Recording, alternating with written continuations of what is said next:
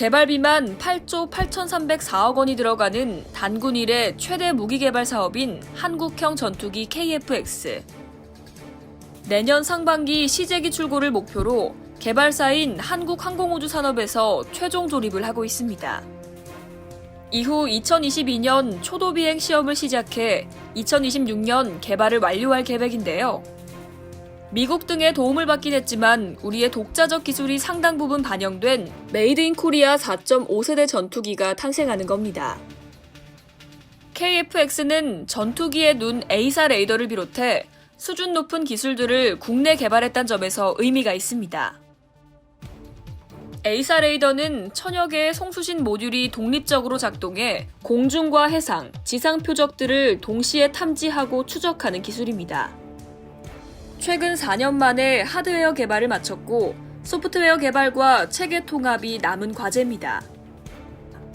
앞서 미국은 F-35 수십여 대를 팔면서 주기로 약속했던 A사 레이더, 적외선 탐색과 추적 장비, 전자광학 표적 추적 장비, 전자파 방해 장비 등 KF-X 4개 핵심 기술 이전을 거부했는데요.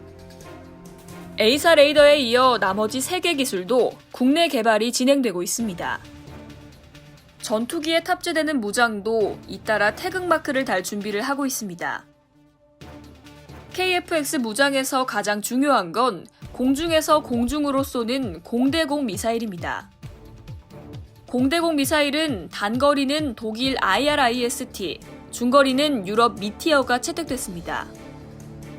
중거리 공대공 미사일로 정해진 유럽 MBDA사의 미티어는 초음속 비행에 효율적인 램제트 엔진의 일종인 덕티드 로켓을 채용했습니다.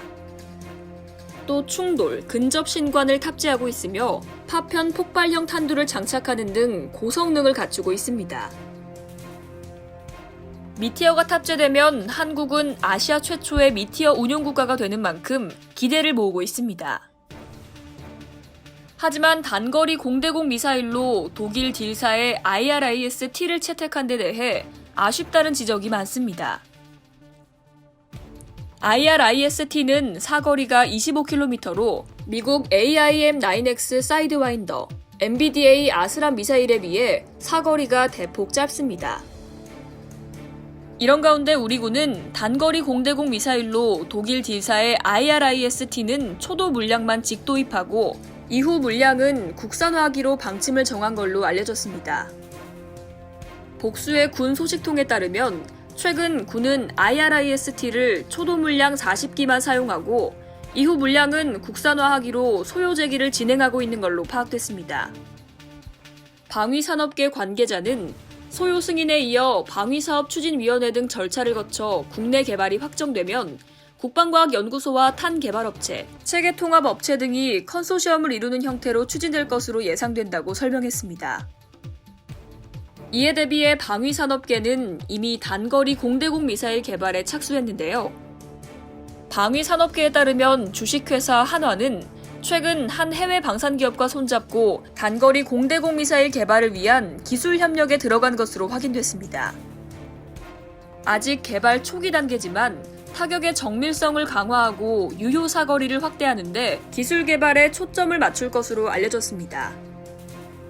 KF-X 개발 관계자는 2, 3년마다 화약과 제반 부품을 새로 넣어야 하는데 무장을 해외에서 수입할 경우 운영 유지비가 기하급수적으로 증가한다며 무장 국산화는 비용 감축 면에서도 중요한 의미를 가진다고 설명했습니다. 우리 힘으로 공대공 미사일을 만든다는 점에서도 기대를 모으는데요. 단거리라고는 하지만 공대공 미사일은 공대지, 지대공 미사일에 비해 한층 고도의 기술을 필요로 합니다. KF-X 개발이 속도를 내는 가운데 단거리 공대공 미사일 개발에 성공하면 세계 시장에서 한국의 위상을 한층 공고히 할 수 있을 거란 관측이 나옵니다. 이상 K-디펜스였습니다.